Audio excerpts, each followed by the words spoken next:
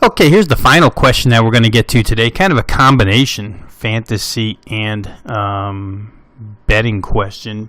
But it has to deal with the Mets-Giants out on the coast in San Francisco this evening. The question is, the Giants have lost 3 of their last 4 with Johnny Cueto on the hill, and he's back today as a big favorite. He's expensive in daily fantasy too. Would it be worth backing him in either DFS or at the betting window? Well, there's a lot here with this game tonight. Let's start with fantasy first. Johnny Cueto's been solid all season long. The problem you could run into with Cueto tonight against the Mets is the fact that Yoenis Cespedes is returning into the lineup, which really makes it a much stronger lineup. Obviously, Cespedes is their star player, and he's their most potent offensive weapon. When you slide him in there, guys get better. Also remember that Asdrubal Cabrera comes back tonight as well.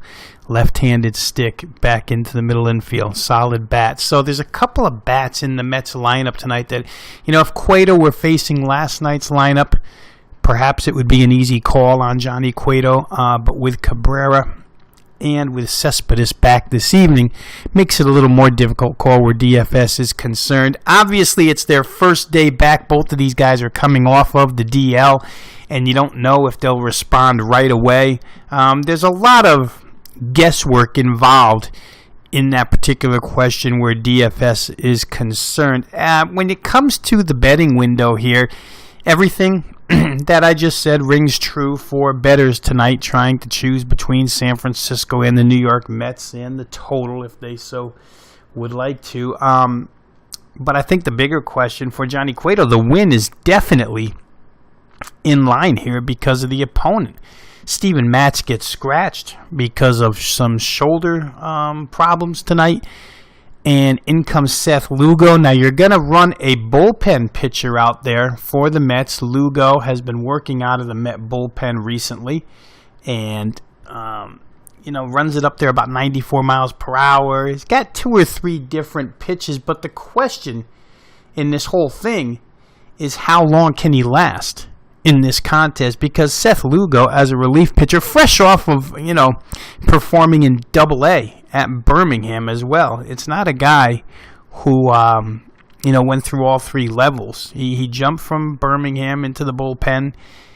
Fairly effective, not overly effective, but fairly effective out of the bullpen, and now into the starting role. I would give him 5 innings tops, and then you have to look to the Mets bullpen, and there's where your trouble starts. If you like San Francisco, there would be your edge. Hansel Robles, probably the second best arm in that Mets pen, has now thrown 3 of the last 4 days, 75 pitches for him.